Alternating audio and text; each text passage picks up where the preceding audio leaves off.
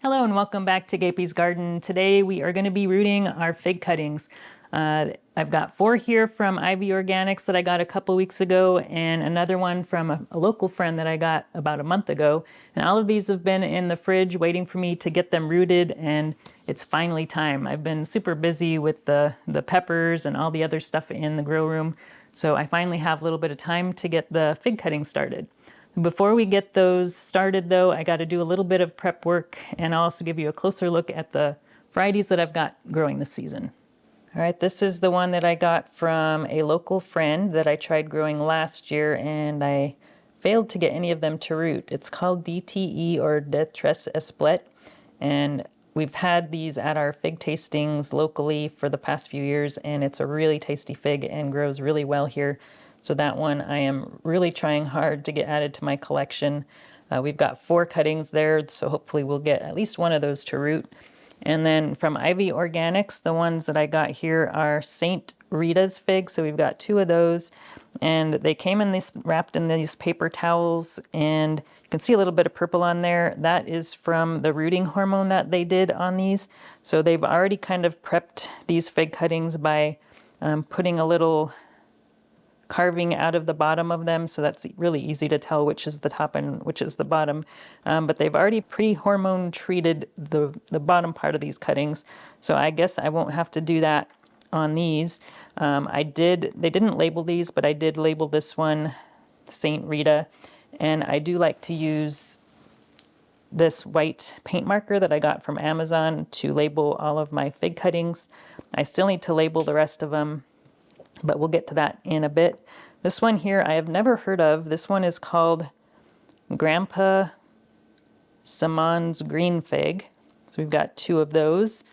And then this one here is the Panache Tiger Fig. I think I did try rooting this several years ago, but look at the size of this cutting. I don't think I've ever rooted a cutting quite this fat. So we've got that one and this one, 2 of those. And then we've also got Raspberry Latte, and I've got 3 cuttings of these. This third one here is really thin, so honestly I might not even bother rooting that one because it's just so thin. I would prefer just rooting these 2. And since these have been pre-treated, I was thinking of not disinfecting them and washing them like I normally do, because I don't want to wash off that rooting hormone. But I think on the Raspberry Latte here, I am going to go ahead and do that, because when I was looking at the cuttings, I think they might have been maybe a little more wet than the others, and it looks like there is a little bit of fungus or something growing on them, so I want to get that kind of washed off, and I'll just add some more rooting hormone to these because I do have some of that, and we'll definitely add rooting hormone to the DTE here since these have not been pre-treated. The first thing I'm going to do is just give these a wash with a little bit of soap and water. I'm just using a regular fragrance-free dish soap.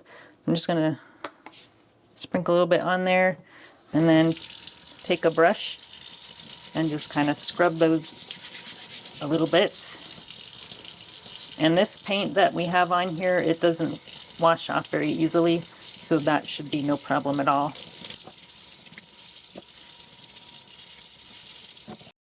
These are the Ivy Organics ones here.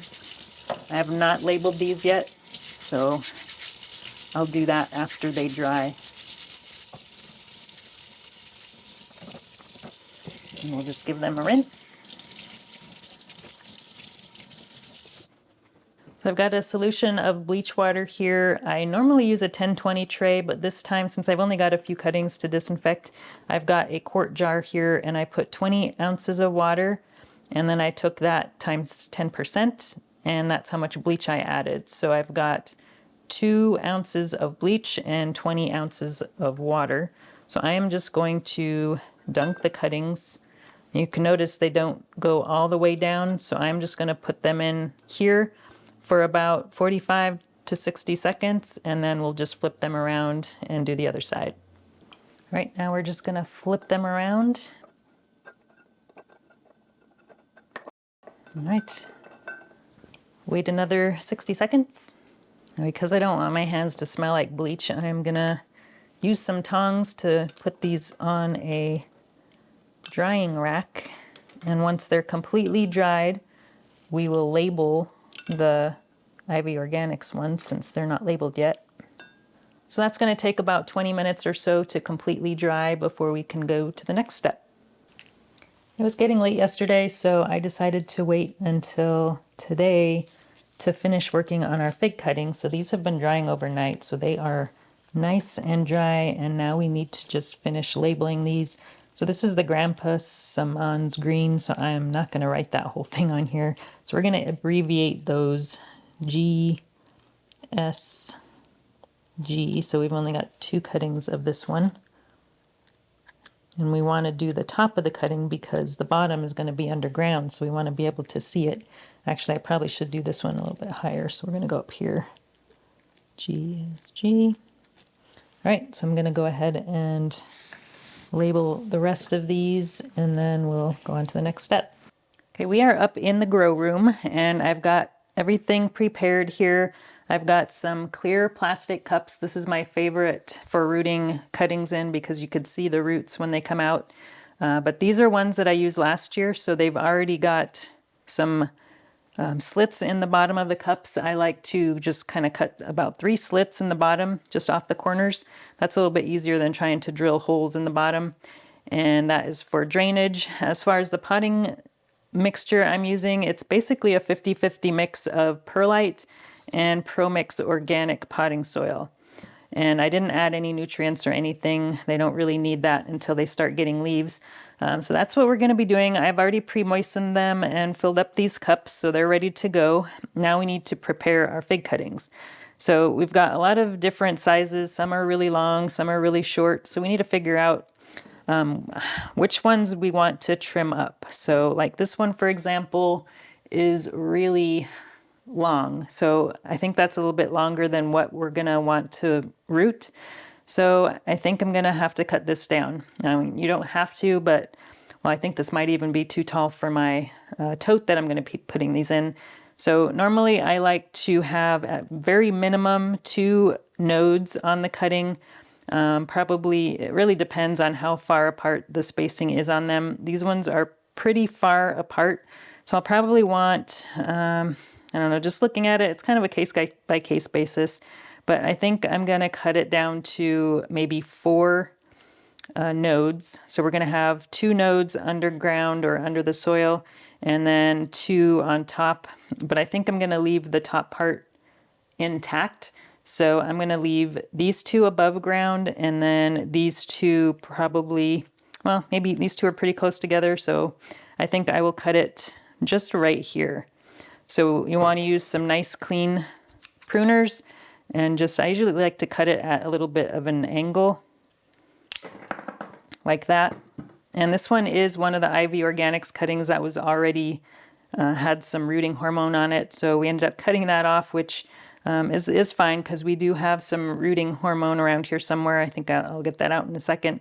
But I'm just going to go through and try to decide where I want to cut the rest of these, or if I want to cut them at all. Let's see, this one here, the nodes at the top are pretty close together, so I'll probably leave about that much above ground, and we'll just put maybe this one below. So I'm going to cut this one off right here. Now this one is pretty short. I'm going to leave this one intact, so I'm not going to trim that one at all. This one is kind of odd shaped. The bottom is here, so it kind of has this S curve that I don't really like. So I'm going to cut off this bend here, and we'll root it from here. Okay, so we've got those. Now this one, it is kind of long, but you can see the nodes are spaced really far apart.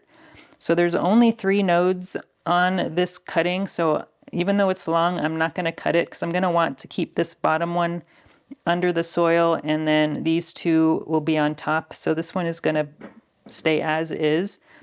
And then this one here, I think I'll go ahead and leave this one as well. These 2 nodes are pretty far apart. This one's pretty far apart, and then we've got a cluster up here pretty close together. So that one seems to be okay. Now this one, this is our really super fat cutting, and we've got 1, 2, 3, 4, 5, 6 nodes on this one. I think I'm gonna go ahead and leave this one as is. I'm not even sure my pruners can cut this big of a cutting. And then this one here is also the Tiger Panache, the same as this one, but not quite as fat. This one, there's quite a few nodes and they're spaced pretty close together. I think I'm gonna go ahead and cut a couple of these bottom nodes off. Okay, and this one is our skinniest cutting and the nodes are spaced fairly far apart. I think I'm gonna go ahead and cut it down here. These are the DTEs. So this one I have 4 cuttings of. And these do not have any rooting hormone on them at all. This one is super, I could probably get 2 cuttings off of this, but I don't think I need quite that many cuttings. But I'm gonna cut the bottom few nodes off, probably around here. Okay, this one is pretty small, so we're gonna leave that one as is.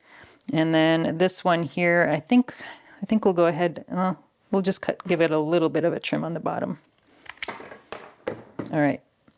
And also you want to inspect the bottom. You should see a little bit of green around the outside. That's the cambium layer. And another thing we're going to do on the ones that we cut that didn't have the rooting hormone, I'm going to use my pruners just to give a little bit of a shaving off the side just to expose that cambium layer. You don't want to go too far, just enough to show a little bit of green there. So we're going to do that on all of this one. There's a pretty big, I'm going to go ahead and cut the bottom of this one off. The first node is way up here, so we've got this much space here that would be underground. You don't want to leave too much of that space between the nodes, so I'm going to cut it a little bit closer to the node, just about 1/2 inch or so. And then we're going to scrape the bottom there. I usually just do 2 scrapes per cutting. Okay. So I'm going to go ahead and do this to all of these, and then we'll get our rooting hormone out. There's one more thing we need to do before we get our rooting hormone out, and that is wrap our cuttings. So I like to wrap the very top part that's going to be exposed to above the soil line with some grafting tape. So this is something I got on Amazon, so it's kind of stretchy. If it's really cold in your room, it might be harder to stretch. But what I do is I usually start from the top and just kind of wrap the top, and this keeps it from drying out. So you want to pull and wrap as you stretch that across, and it will actually grow leaves through this tape, which is surprising. So you only want to go down to where it's going to touch the soil line, and then you just break it off. Some people will just dip it in like beeswax. I've never tried that. I've always had pretty good success with the grafting tape, and you can barely see the label on the fig cuttings through the tape. It is fairly clear.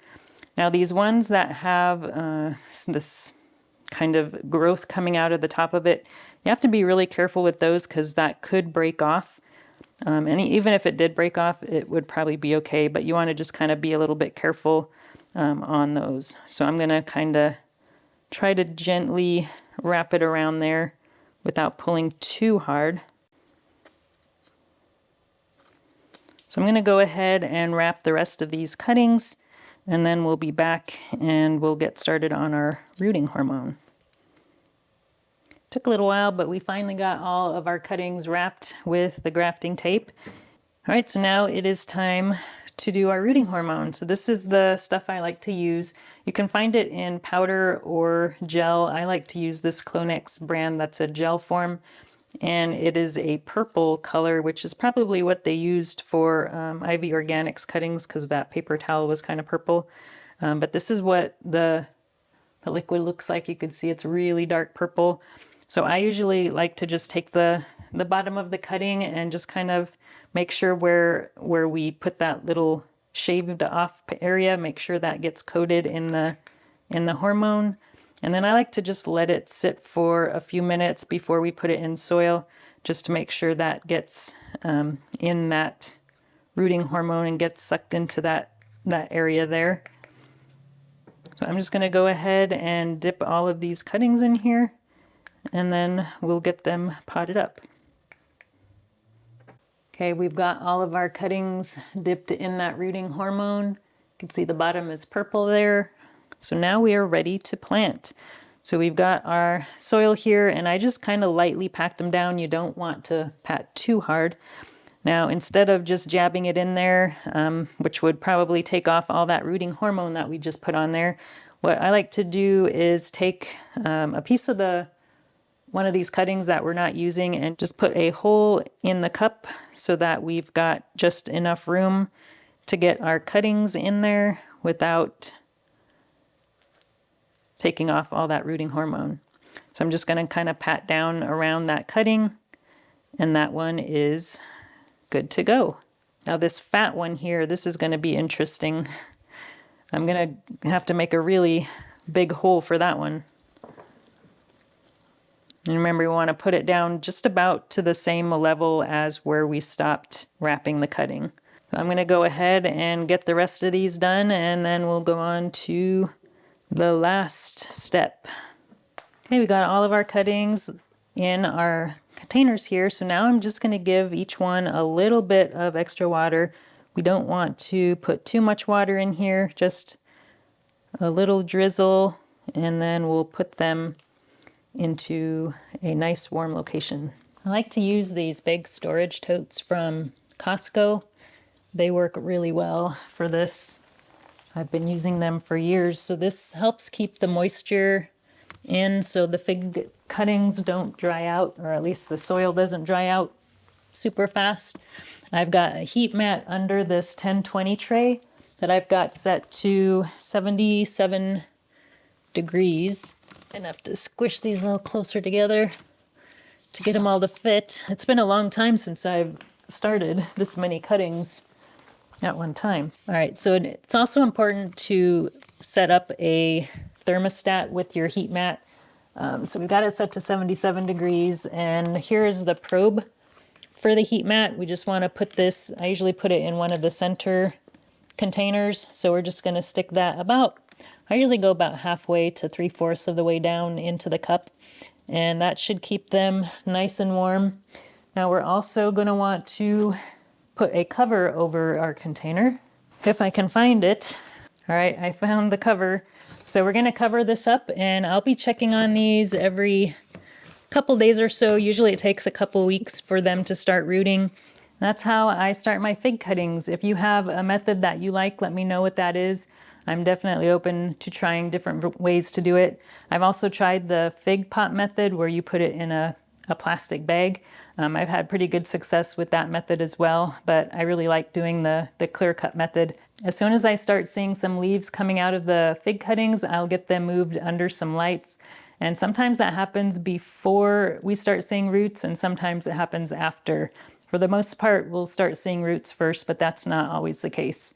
I hope you have enjoyed the video, and if you haven't started any fig cuttings before, I would definitely recommend it. You can also use this method to root other types of fruit trees. If you have any questions, let me know. Thanks for watching, and we'll talk to you again soon. If you enjoyed this video, please like and subscribe. You can also find me on Instagram, Twitter, and Facebook.